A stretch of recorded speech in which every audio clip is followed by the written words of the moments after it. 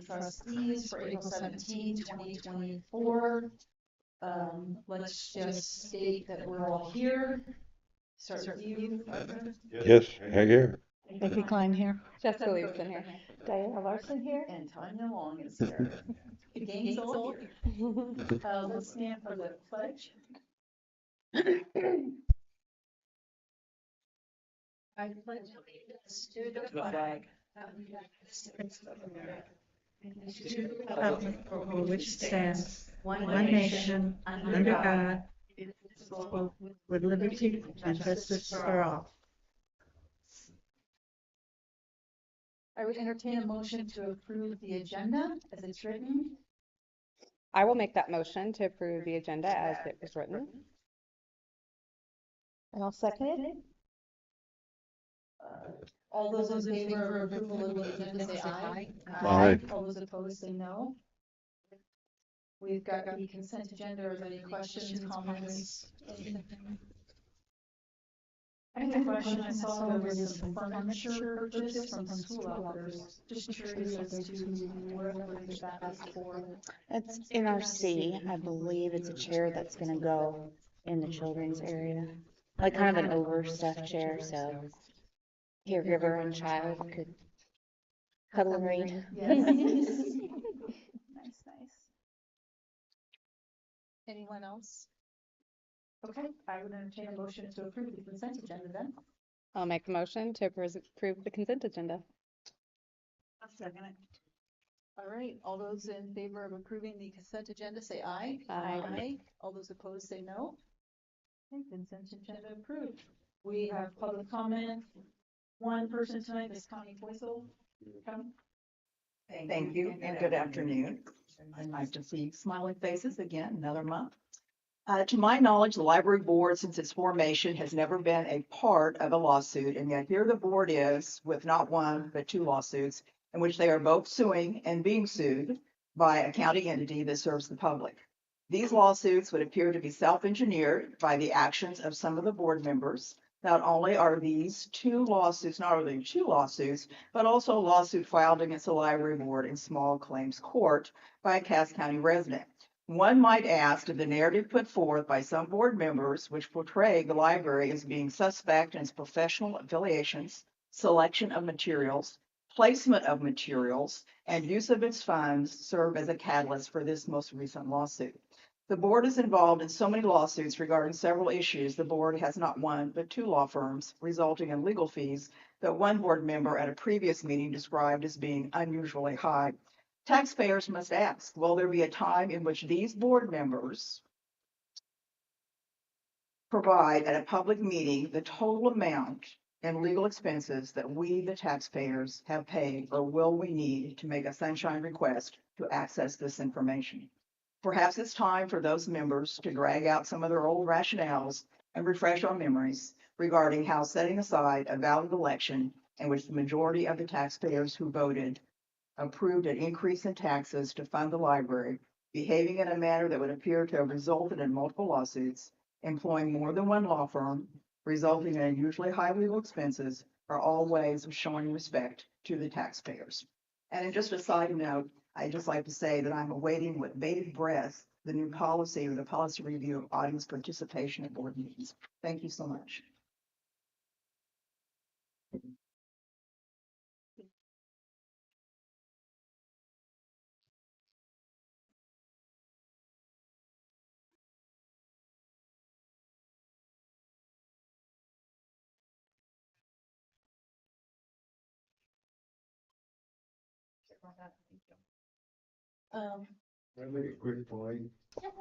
Our payables for the board approval and things, this is all public. Yes, it always shows the legal, any kind of legal fees that we pay. Anything we spend is public. Correct. It is always in the public.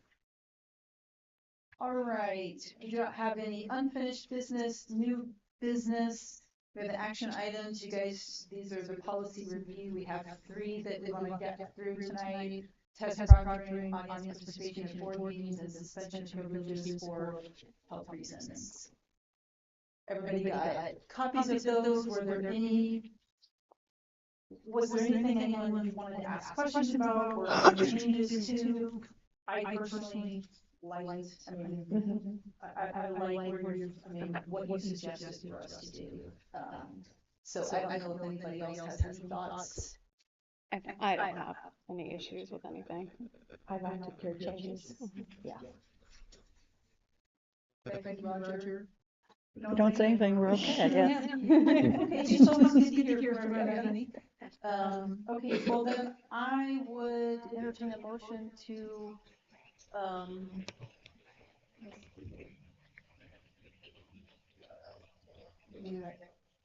approve the text proctoring audience participation at board meetings and suspension of privileges for health reasons, those changes made there.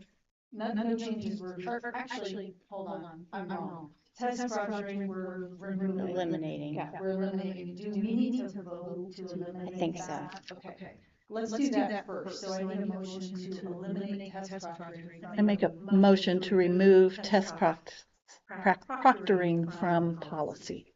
And I will second that. How, does that mean we won't be doing test prep? No, it just means it's not an official Procedure. policy. It'll still be done. It's just more procedural rather than policy. Okay, Yeah. okay. All right, so I've got a motion and a second. We'll take a roll call vote to, the vote is to remove test proctoring as an official policy of the board. Roger, Yes, Becky, Yes. Jessica, Yes. Diana, Yes. Tanya, yes. All right. And then, okay, now we can deal with audience participation at board meetings. There was no suggested changes, and then the suspension of privileges for health reasons. The wording would need to be approved as presented to us. Okay. So those are the two that we're looking to us. Can we do it together or just? I think we can do those together? together. Not removing anything. Just in the wording, just go ahead and say, with respect to the suspension of privileges for health reasons, approved as presented to the board. Okay. Because there are changes. Yes. Right. Make a motion to accept audience participation at board meetings as presented and suspension of privileges for health and safety reasons with the changes as presented. And I'll second that. Okay, we'll take a roll call vote to approve audience participation and suspension of privileges for health reasons as they were presented to us, Roger. yes. Becky? Yes. Jessica, Yes. Diana, Yes. and Tanya. Yes. In my head, I said it. Okay, the next thing we want to do is hopefully everybody around the round has an idea of when they're available. We want to set up a work session to go through your meeting policies, which I know the eight of us have talked about somewhere. The ones that are left. The ones that are left. Yeah, it's Yeah, on on the same page as the narratives for each policy. Yeah, here we go. Yeah. We've got collection management, epidemic and public emergency, personnel policy, and then you've got the new proposed library policy. We're working on it. Okay, so, we'll cross that bridge if we get to it. Okay. If you guys get that worked out for whenever, plan our meeting. So does anyone have any dates that they just cannot do? I'm looking into May, so we give ourselves a little bit of time. You're looking into an evening of the week or I think these work good for Roger, or I don't know, I've never thought about Saturday, but, No. I would prefer a weeknight. I'm not gonna do it Okay. again. So then Roger evenings are best, usually 5:45, right? Is what we Well, 4:45 or, you know, I get off work normally at 5:30, but for library things, like tonight, I got in off at 4:30, so. Okay. So somewhere in the evening time between 4:45 and 5:45. And I'm looking in May, so you can kind of have it scheduled out a little bit. So it's somewhere between the first and second week of May. Tuesday, May 7th, what does that look like for everybody? I don't have any. Okay. Is that word, Roger? Tuesday, Roger, May Tuesday, 7th. May 7th. Okay, good. I can always work it out. They've never turned me down. Well, that's good. Well, tell them thank you. It's in their policies that we are to try to improve the communities which we serve. It's in their policy, so I can always bring that up. Are you okay with the 4:45? Yeah, I'll be okay with So that. Tuesday, May 7th at 4:45. We might need to find a different location for that date, because I think this room may already be in use. In use? Do we know when they're supposed to be done? Have we heard I think it's an anything? evening program. No, when they're supposed to be done at the center. It's done. Oh,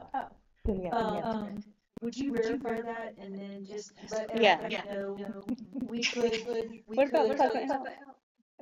we could either go to Pleasant Hill or we could go to NRC potentially, find out what's available. Okay. I think it'd be cool to go to Pleasant Hill. I think it'd be cool to go to Pleasant Hill. We haven't had a meeting and then. If we go that far, then I'm gonna need some more time to get Well, there. we could push back the time.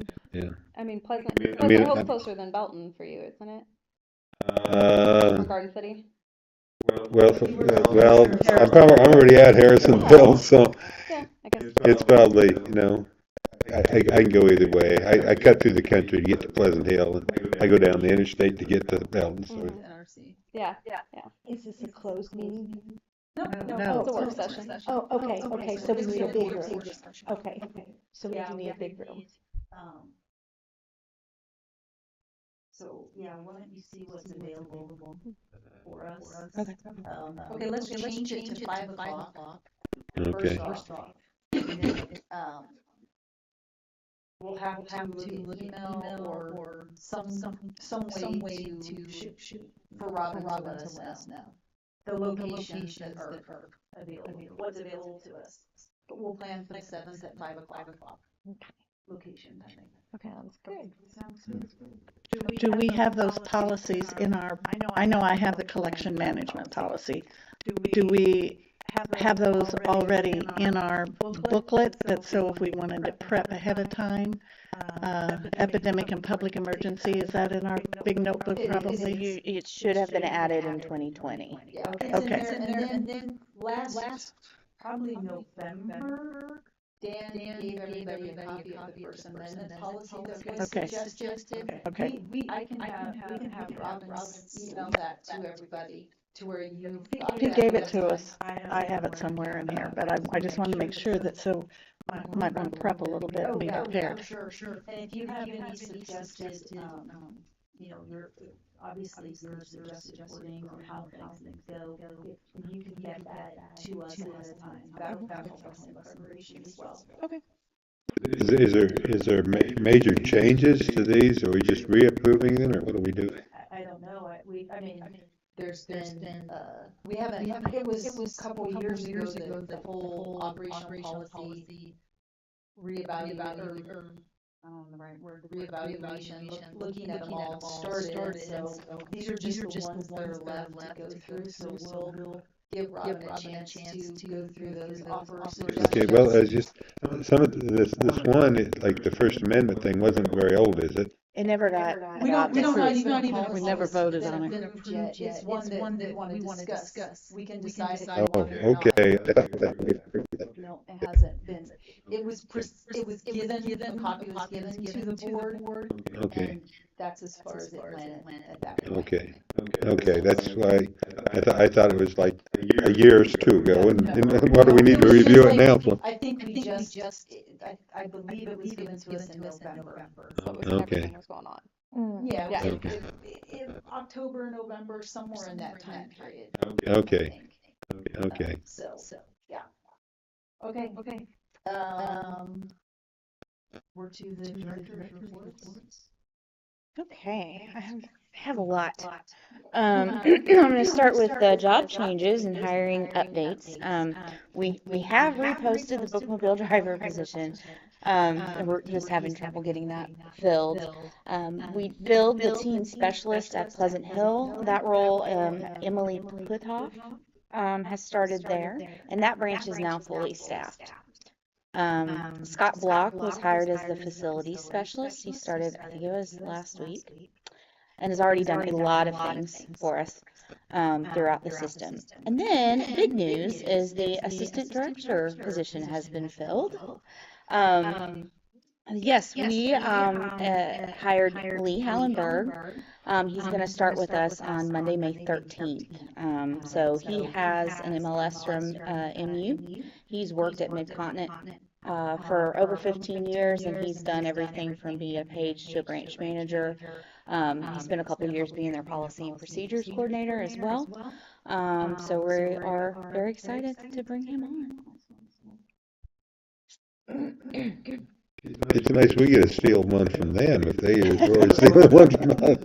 We stole work from them too. Well, that's- Yeah. If you want to give you that too. Okay. So I did something. I played around.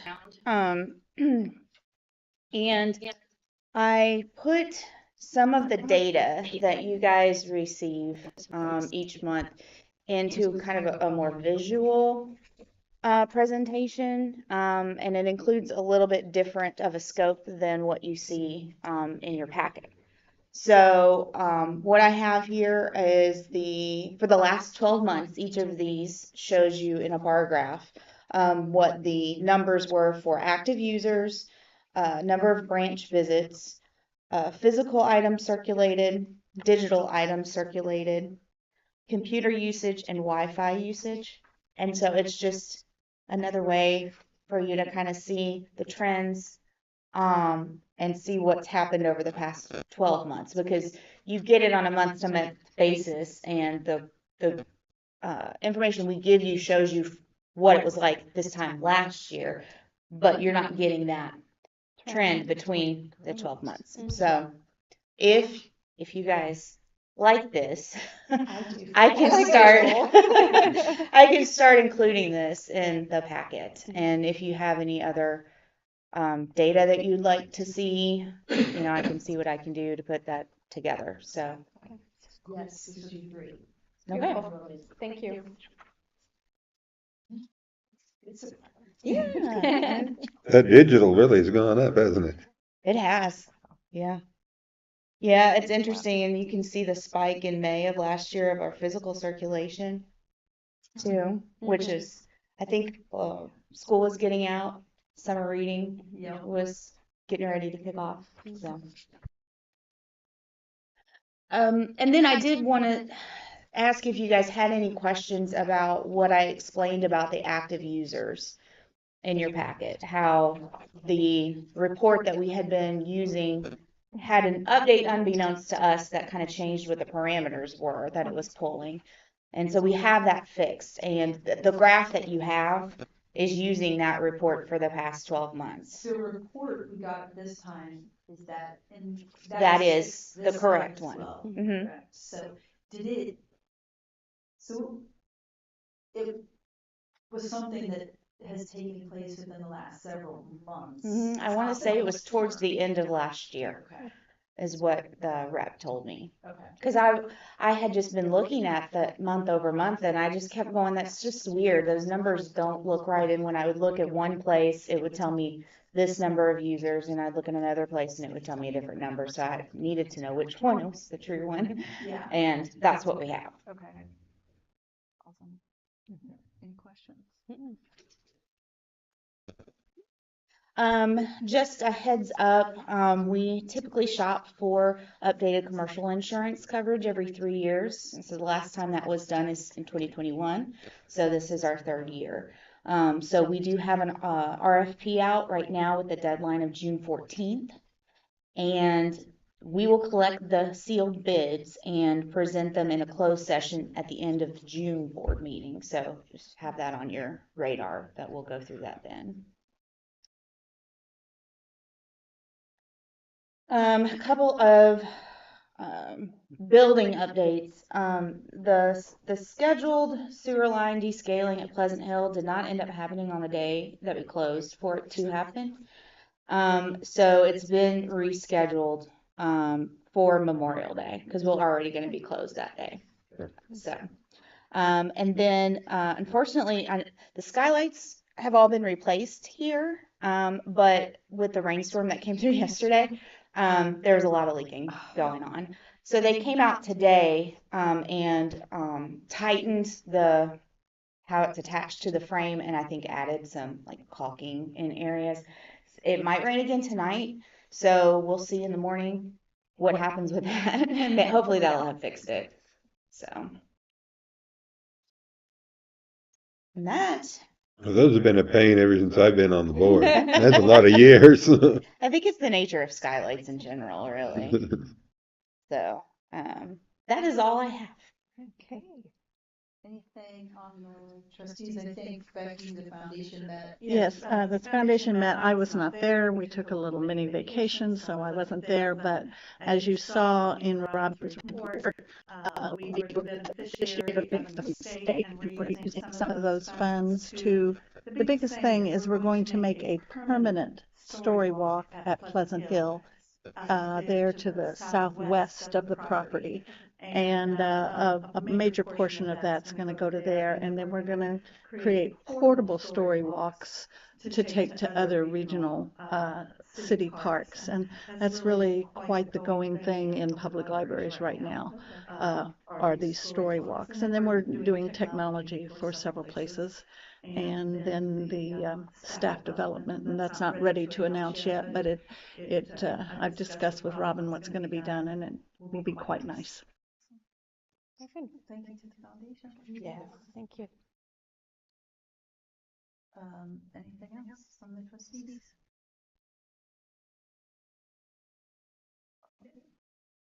Well, I would make a motion to go into executive session for legal and real estate statutes.